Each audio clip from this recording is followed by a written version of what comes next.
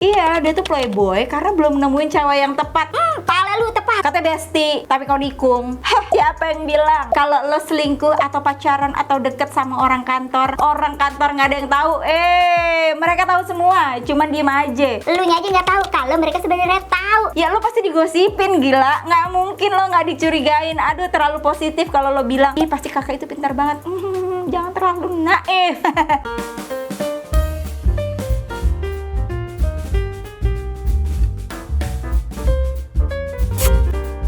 Hai everyone, welcome back to my channel Azek. Hey, apa kabar semuanya? Balik lagi di channel Rachel Godard. Segmen kesayangan teman-teman nih, apalagi kalau bukan curhat time. Kemarin gue udah tanya ke teman-teman semua, coba ceritain ke gue pengalaman kencan terepik yang pernah lo alamin. Seru-seru banget. Pinisirin ceritanya kayak apa?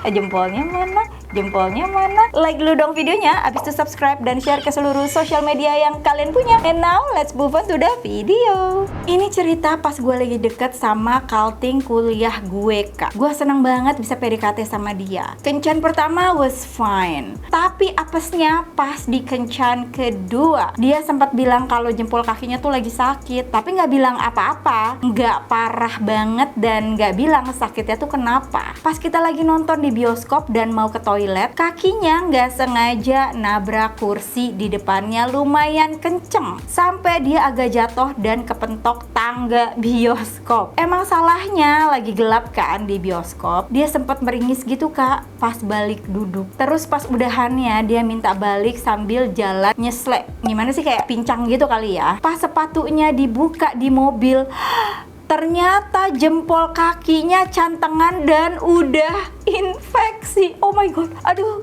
ngebayangin kayak ada kuning-kuning gitu gak sih? Aduh, Udah bau banget sumpah, bernanah, luka basah. gue jijik, tapi kasihan. Akhirnya gue antar ke UGD dan ternyata dia harus operasi kecil dan dijahit buat ngobatin kaki cantengannya itu. Kasian banget sih. Lagi kencan disuruh ke UGD buat nemenin operasi cantengan, tolong. Dan di situ posisinya gue yang bayarin karena dia bilang dia nggak ada duit. Asli ini double kill banget sih. Setelah itu anehnya dia nggak mau ketemu dulu karena kakinya masih sakit. Jadi kita sebulan cuma chattingan aja dan dia belum bisa gantiin duit operasinya. Nggak taunya sebulan lebih gue lihat dia lagi makan bareng cewek lain di kampus. Anjir, gue akhirnya dapat info kalau emang mereka lagi deket dan sering mesra-mesraan. Anjrit, gue udah bela-belain antar bayarin operasi jempolnya, Malah dihianatin kayak gini. Ya udah nggak apa-apa. Tapi kayak malu aja gitu, kayak dihianatin sama cowok yang kakinya cantengan.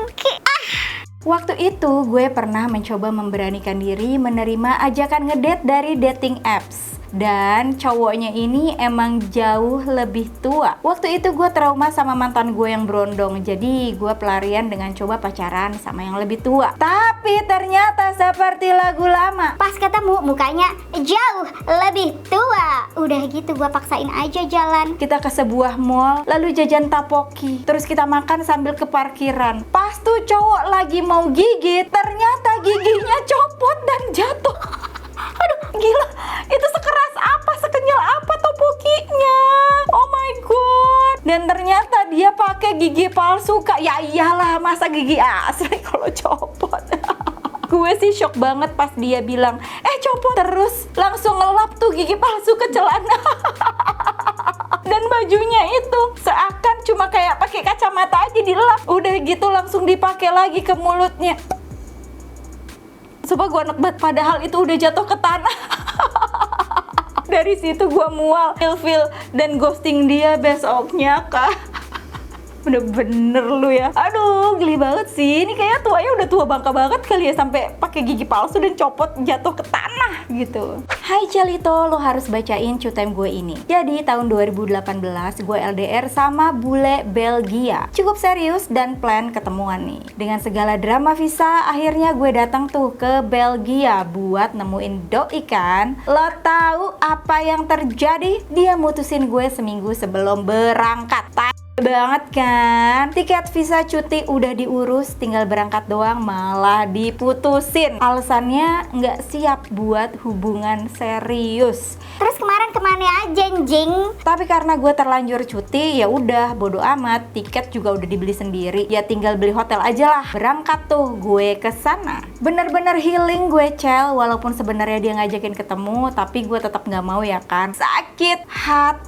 Udah nih berlalu, mantan gue kayaknya gamon. 2022 akhir pandemi gue pacaran lah sama bule baru, orang Belgia juga. Hahaha, udah kepatil nih kayaknya sama orang Belgia. Terus gue kesana ya awal 2023. Mantan gue yang jemput di sana.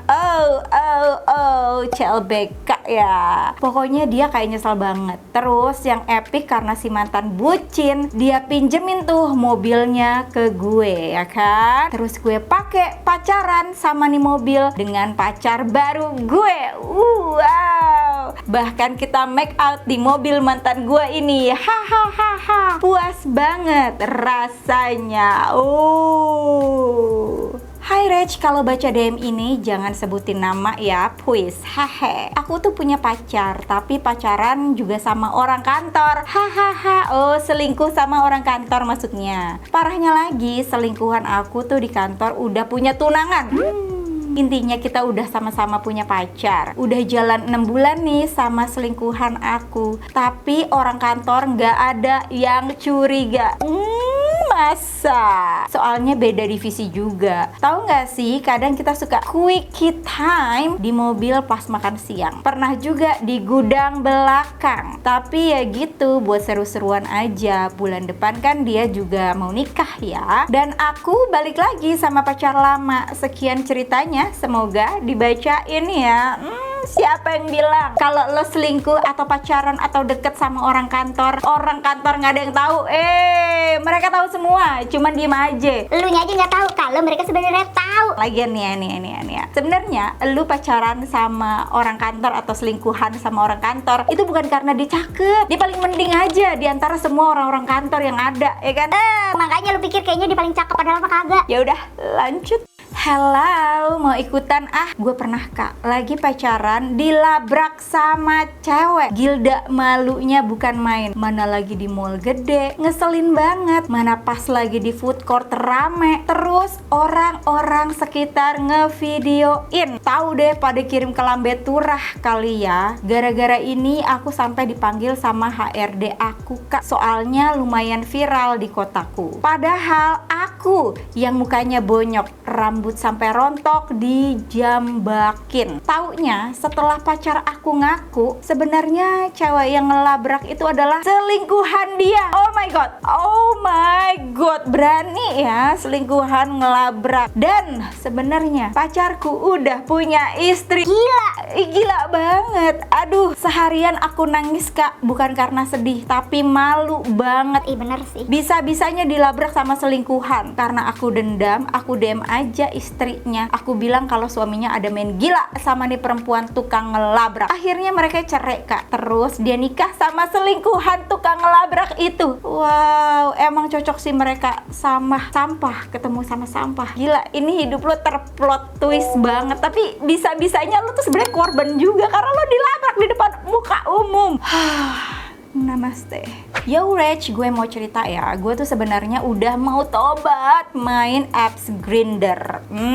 Jadi buat teman-teman yang nggak tahu, kayak Grindr itu aplikasi buat gay. Bener ya? Pengen banget ngejauhin hal-hal jinah kayak gini kak. Tapi gimana dong ya? Kadang Botita ini suka lemah kalau dikasih perhatian. Jadi apps ini tuh gue nggak pakai foto asli, pakai foto kucing oren. Oh gitu ya. Terus ngobrolnya gue intens nih sama Top. Sama-sama nggak ada foto juga. Udah gitu perhatian banget. Pernah nih gue cerita kalau bokap masuk rumah sakit. Lo tahu tiba-tiba dia ngirimin kursi roda karena tahu bokap nggak bisa jalan bener.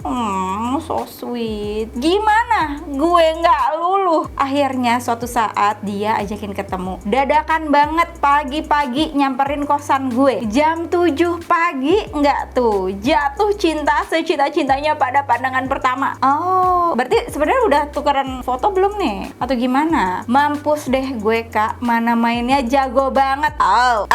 Gue kencan pertama gini amat ya. Mana gue nggak tahu namanya, nggak tahu tinggal di mana. Yang gue tahu dia abis antar anaknya sekolah. Anjir lah, dia ternyata udah nikah, hidup bahagia. Why? Kenapa lu harus nikah kalau sebenarnya orientasi lo tuh nggak ke istri lo? Sedih tahu. Aku pernah kencan sama guru aku sendiri. Iya, guru sendiri, guru SMA aku. Jadi ceritanya aku tuh pintar gambar gitu. Pak guru ini ngajakin kerjasama buat bikin komik. Kita sering lah chatan, bahas kerjaan. Tapi kok guru ini nyeleweng. Yang awalnya bahas kerjaan jadi sering bahas lain-lain. Sering ngajak keluar berdua, sering sleep call. Bahkan waktu itu dia ngajar di kelas, Pak guru ini VC-an sama aku. Feel banget ya Pak gurunya. Tahu nggak, sebenarnya tuh nggak boleh. Aduh. Pas dia penilaian drama adik kelas, aku diajak buat ikutan lihat auditorium. Ya, adik-adik kelas pada liatin aku. Pikirnya mereka ngapain tuh kakal penilaian. Ya lo pasti digosipin, gila. Nggak mungkin lo nggak dicurigain. Aduh, terlalu positif kalau lo bilang, ih pasti kakak itu pintar banget. Jangan terlalu naif. Pernah juga kita makan bakso berdua di kantin. Ih gila, berani ya. Anak-anak nggak curiga sih, mungkin dikira sebatas guru sama murid aja. Wah bener-bener nih. Kita juga pernah ngedate berdua terus ke gap anak sekolah. Aku sering juga diantar jemput sama Pak Guru. Dia baperin aku sampai ngajak nikah dan lain-lain. Sampai ngajak main ke rumahnya dia juga. Oke.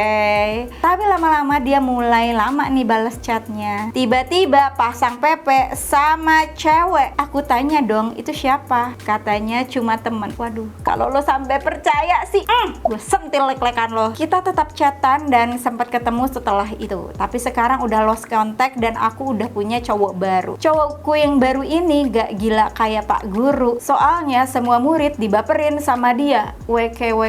Bentar, ini maksudnya Pacar baru lo tuh guru juga. dan dia ngebaperin semua cewek. Gimana sih? Gimana nih ceritanya? Udah gitu doang.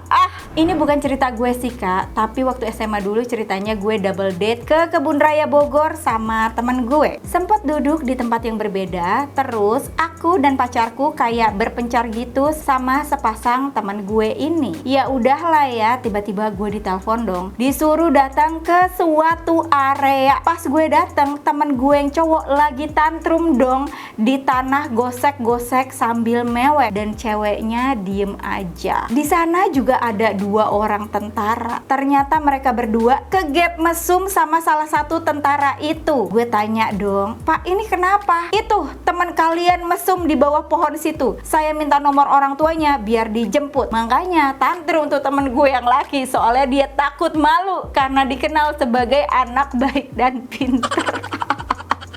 Ini tahun berapa nih? Mesum di Kebun Raya Bogor. Ini pasti jadul banget ceritanya. Zaman dulu kan belum ada Oyo ya say. Ujung-ujungnya mah minta duit tutup mulut 800.000. Ditawar dong, dealnya 300.000. Saking paniknya temen gue cowok ini, dia sampai lupa password PIN ATM-nya. Terus dikasih waktu buat ambil dia di rumah dong, ambil buku tabungan.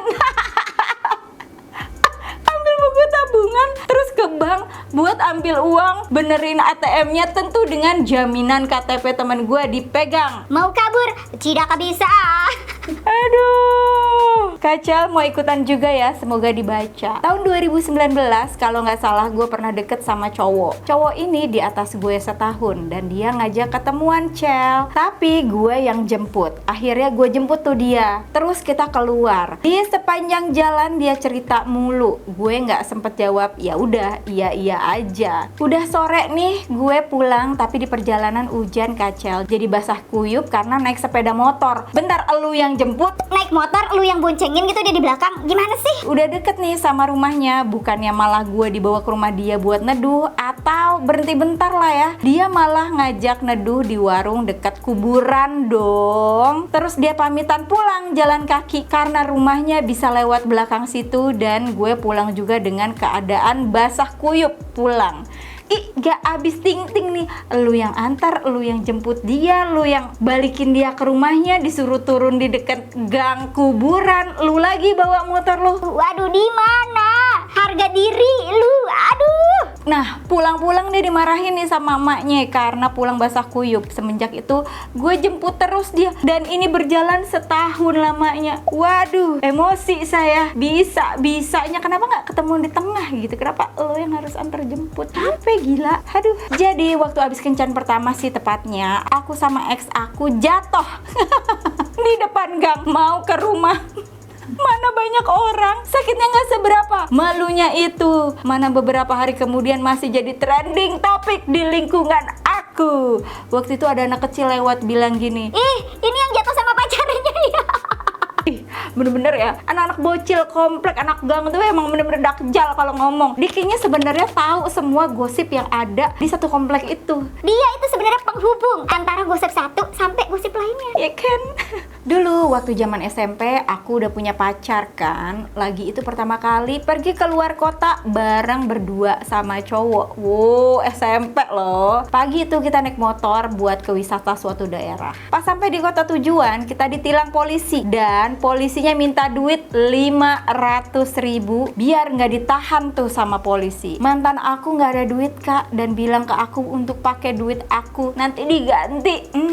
Perasaan gue nggak enak. Sorenya kita pulang dan makan pakai uang aku juga. Setelah sampai rumah aku tagih, katanya nggak ada duit, dan sampai kita putus, dan sampai sekarang nggak ada duit balik kak. Mana sekarang dia jadi polisi. Sensor nama ya kak kalau dibaca, walaupun udah 10 tahun berlalu tapi masih nggak ikhlas. Kak, gue pernah nih makan bertiga sama teman gue dan selingkuhannya. Oh, jadi nyamuk ya. Pas lagi makan, selingkuhannya ditelepon sama istrinya, dan temen gue ditelepon sama suaminya, dan gue cuma bisa membeku. Itu pasti gak enak banget, kayak aduh anjir, kenapa gue ada di posisi ini, kenapa rasanya pengen ngilang gitu. Kencan sama pacar bestie sendiri, pacar bestie nggak pernah perhatian sama bestie gue. Kan gue sebel nih baca kayak gini-gini nih. Tahu nggak kak, dia tuh diajak jalan nggak mau, diajak ngumpul nggak mau, disuruh antar jemput nggak mau, maunya yang diajakin gue doang. Terus ngapain masih pacaran sama bestie lu? Terus lu nggak ngomong sama bestie lu, katanya bestie tapi kau nikung. Saking emosinya, gue tahu kelakuan tuh cowok deketin gue ajakin aja kencan, dan gue suruh nih dia jemput gue jalan nongkrong, dan cowok itu mau kak. Jadi kalau pas nongkrong sama bestie gue selalu nanya cowok lo mana, katanya sibuk ini itu. Habis itu gue chat tuh cowoknya, gue suruh susulin, mau dong, epic sekali, epic banget kan. Terus kita nongkrong bertiga deh. By the way, bestie gue nggak tahu sampai sekarang kak. Gila. Duri dalam ikan, serigala berbulu domba, udang di balik batu. Ini pengalaman teman gue sih kak. Dia pernah pacaran di sebuah pantai di Bali. Tapi dia ke pantai itu pakai sepatu kan. Dan di pantai itu lagi ada upacara ngaben dan prosesi buang abu jenazah. Mungkin habis ngaben dia kayak ada pelarungan abu ya. Correct me if I'm wrong, okay? Lanjut. Emang bawaannya tuh anak tuh clumsy ya. Clumsy itu kayak pecicilan, ceroboh. Katanya dia nggak sengaja nabrak dan nggak sengaja injek abunya. Oh my god. Udah gitu pas sampai rumah cowoknya nggak dicopot-copot tuh sepatu. Dia malah kerasukan. Dia nggak inget apa-apa, tapi pas sadar dia malah abis-abisan dimarahin keluarga pacarnya. Katanya keluarganya malah nuduh teman gue pakai guna-guna buat ngegebet anak cowoknya. Padahal anak cowoknya tuh yang kerasukan gegara nggak sengaja nginjek abu jasad pas upacara tersebut. Waduh. Ini cerita zaman gue ABG cel. Gue berhasil jadian sama cowok populer di SMA, dan idaman gue banget dulu. Jadi gue happy bisa ngedate sama dia. Walaupun gue tuh suka dikasih tauin sama temen gue kalau dia tuh sebenarnya playboy, ceweknya banyak. tukang flirting, tapi gue kekeh mau pacaran sama doi. Yakin kalau gue bisa ngerubah doi biar setia sama gue, nggak playboy lagi. Ini nih perempuan tuh kayak gini. Dia tuh berpikir, iya dia tuh playboy karena belum nemuin cewek yang tepat. Pala lu tepat. Enggak, say, itu kayak akal-akalan lo doang aja biar bisa hati lo tuh menerima. Padahal otak lo mencerna, jangan ya gob gitu loh. Udah tahu playboy masih lo mau mempermainkan hati lo, perasaan lo, mental lo buat cowok yang udah nggak jelas kayak gini. Terus kan kita pacaran nih ke Dufan. Tahun 2000-an lagi ngetren tuh kacamata hitam pinggiran neon biru pink yang kacanya tuh mantul kayak cermin.